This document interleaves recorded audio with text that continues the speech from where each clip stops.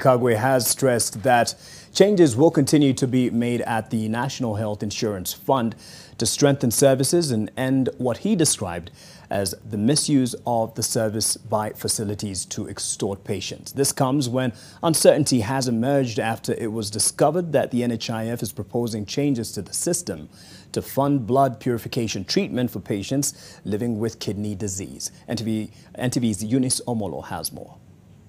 Estimated that about 4 million Kenyans are living with chronic kidney disease. Out of these, 10,000 require dialysis.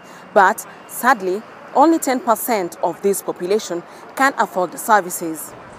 For 7 years now, more Kenyans in need of critical dialysis care have been reliant on the National Hospital Fund, NHIF, to fund 2 dialysis sessions, each at 9,500 Kenya shillings per week. As part of its reforms in medical care packages, NHIF intends to make changes that it believes will improve services to fund dialysis.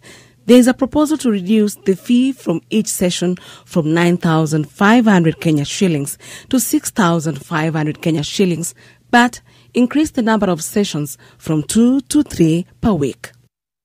As we look at enactment of our current bill, whereby we will increase and every Kenyan has access, those numbers and that access will be now available to literally all Kenyans. So with even that increased number, we are able to provide those 3 sessions per week and at a cost that is sustainable and has been tested across both public and private institutions. On the contrary, the Renal Patient Society of Kenya feels like this will put a strain on the dialysis centers and affect the quality of services they receive. Particularly the private dialysis service providers and the kidney doctors are up in arms saying this is not practical. It is not possible to offer dialysis services at 6,000 shillings per session. In fact, they say that 9,000 shillings per session is a struggle for most of them.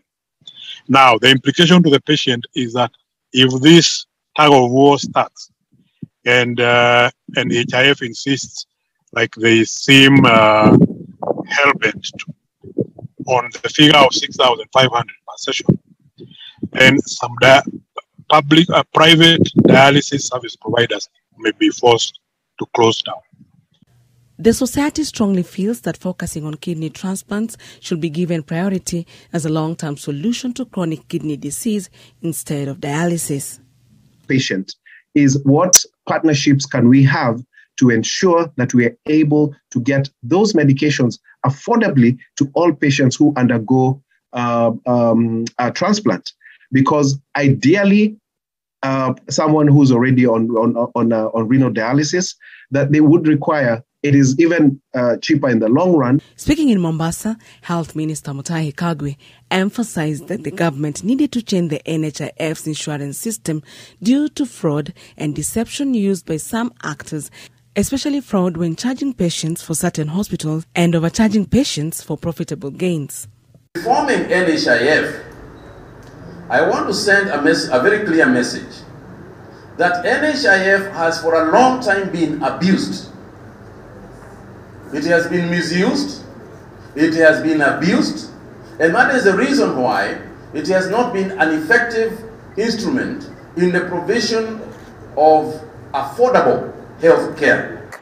And even as the Ministry of Health continues to announce changes at NHIF, both under the management and the packages that they're going to offer under the national insurance cover, the hope of many Kenyans is that these changes are going to ensure that they continue getting proper, well-afforded and available medical services.